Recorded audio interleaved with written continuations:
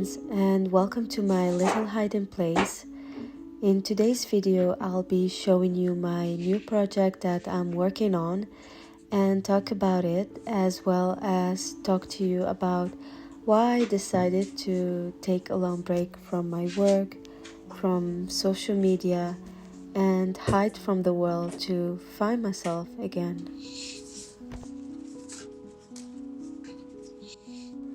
When I discovered polymer clay, I was really excited at that time, creating different things, and this was when I started posting on social media, and seeing people reacting and liking your stuff was so rewarding. After that, I started selling my art and made a small business out of it, which was really amazing. However, I won't lie, I wasn't making a living out of it. It was good enough for me to be able to buy new things and upgrade my tool, which I'm so grateful for still.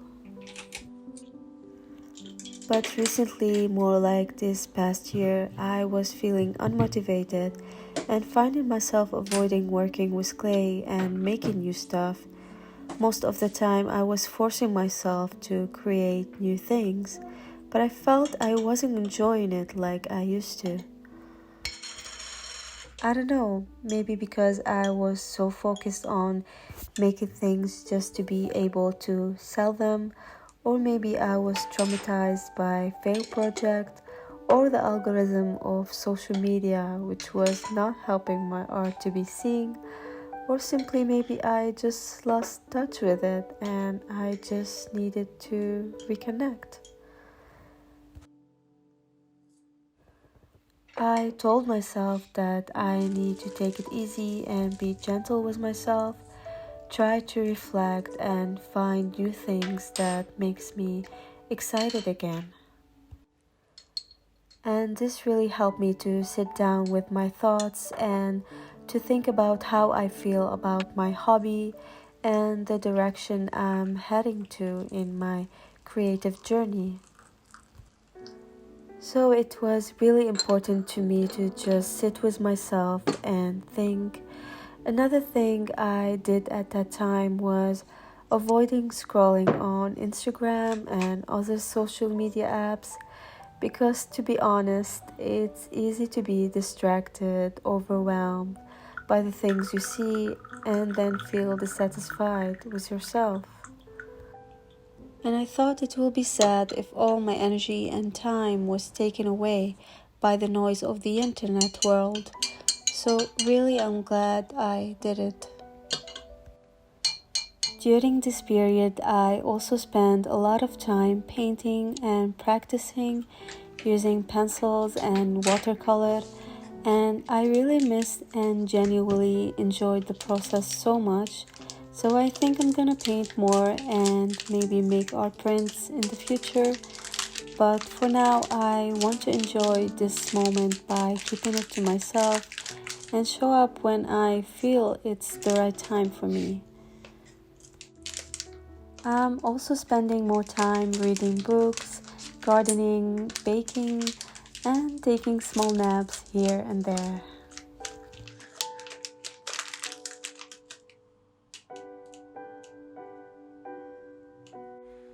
So now I'm gonna talk a bit about the project that I'm doing right now. I'm trying something new. I want to make some brush holders, and I'm using air dry clay this time instead of polymer clay because I want to achieve a more natural look and color closer to ceramic. Second, it's more eco-friendly to use. And third, it's way more cheaper if you want big quantity of clay more than with using polymer clay. Also because I'm making simple shapes which will not include so much detail in them, so I thought it will be best for me to use this clay, but I'm not gonna say that it will be easy and same as working with polymer clay, which is completely different. I know that. Air dry clay is more similar to working with ceramic, which I really want to try someday. Maybe because of that I choose to use air dry clay. Well, I don't know. Anyway, here I'm trying to make a body of a fox as a brush holder, so I'm trying to shape it fast to see how it will look and if the size is good.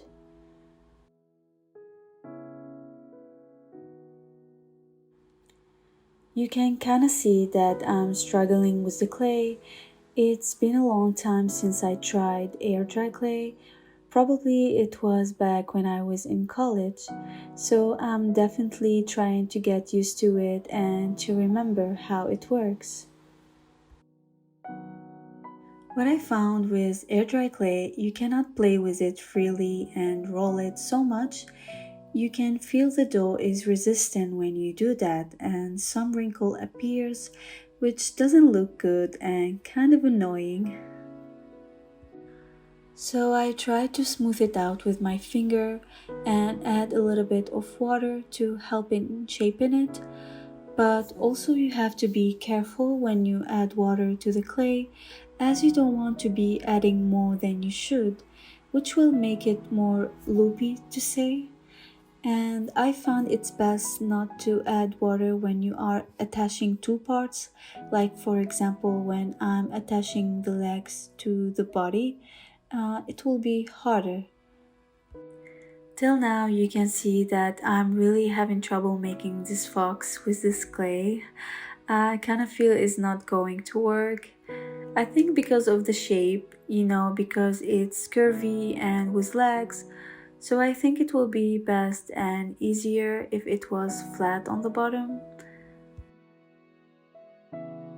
So at the end, I kind of given up, but I'm gonna try to make something else that I have in mind, and I hope this time I will not mess it up and definitely gonna learn from the mistakes that I made while making this fox.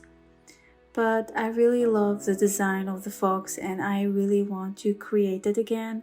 So maybe I will try one last time using this clay because I don't like to give up that fast and I'm very stubborn. But of course, if it doesn't work again, I might have to try making it with polymer clay.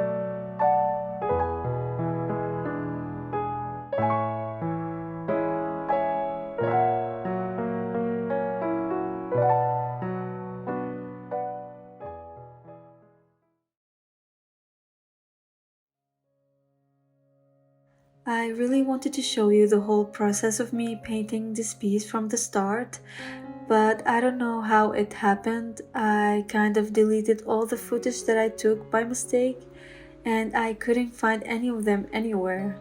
I was really sad and angry about it. But mistakes happen sometimes, and I had to accept that. So I tried to focus and work with what I have left. So here you can see I'm painting the details on the bird using some black acrylic color and a tiny brush.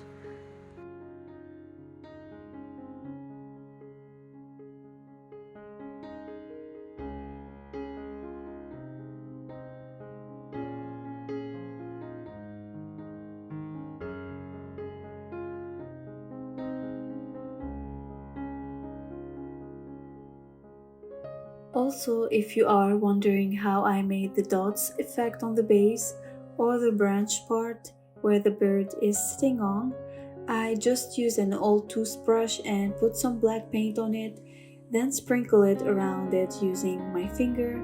So it was a fun part and a bit messy.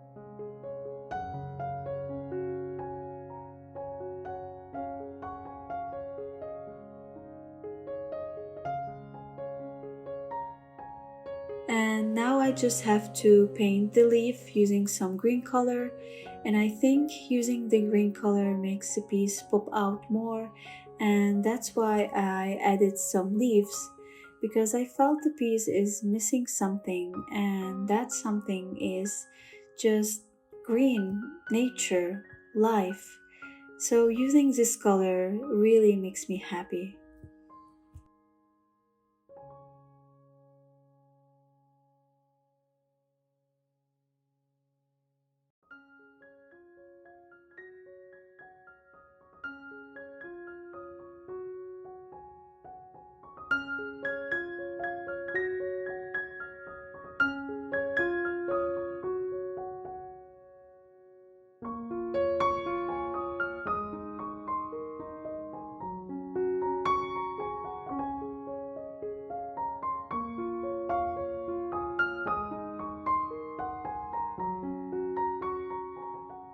So overall, my experience with using air dry clay was not that bad after all. I feel like the second time I was better at using it and also knowing how to handle it better. And to be honest, it was not that messy as I thought it would be. I don't know, maybe because I was using a Fimo brand that made the experience less messier. I will let you know if I tried another brand. But for this clay, I was really comfortable using it and it was easy to be cleaned.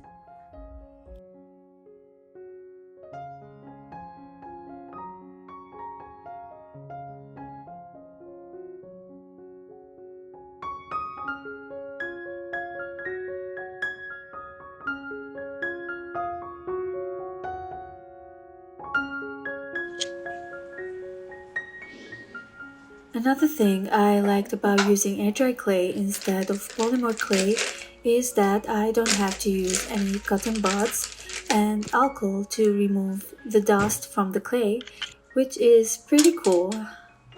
What I have to do is just dip my finger with water and then remove it with my finger, as easy as that. And last, I don't have to put it in the oven and use electricity, which is pretty amazing too.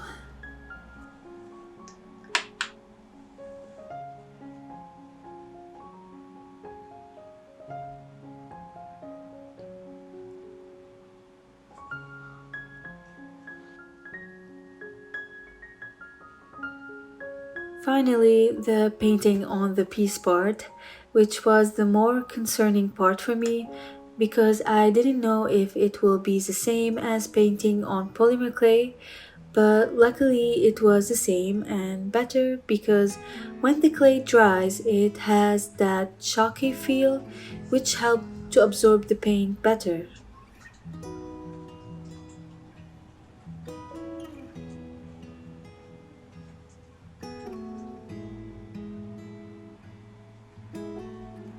So yeah, I'm really happy that I gave that clay a try. It was a nice experience. I will definitely use it again and make new pieces with it. And I really like the natural look and color of the air dry clay.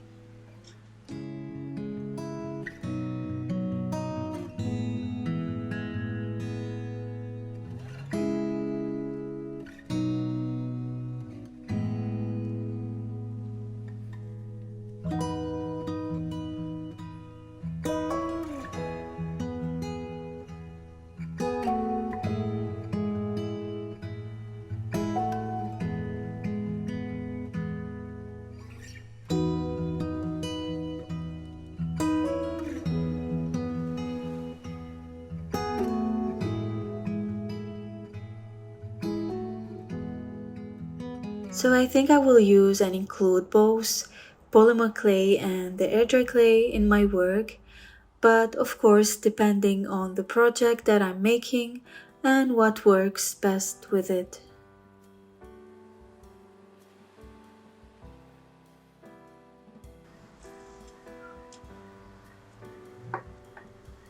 So I hope you enjoyed this video and learned something from it. And if you have used air dry clay before, I would love to know how you feel about it and if you enjoy using it. Definitely share in the comment below and I will be happy to read it and reply to you. Thank you again for watching my video and hope to see you again. Goodbye for now.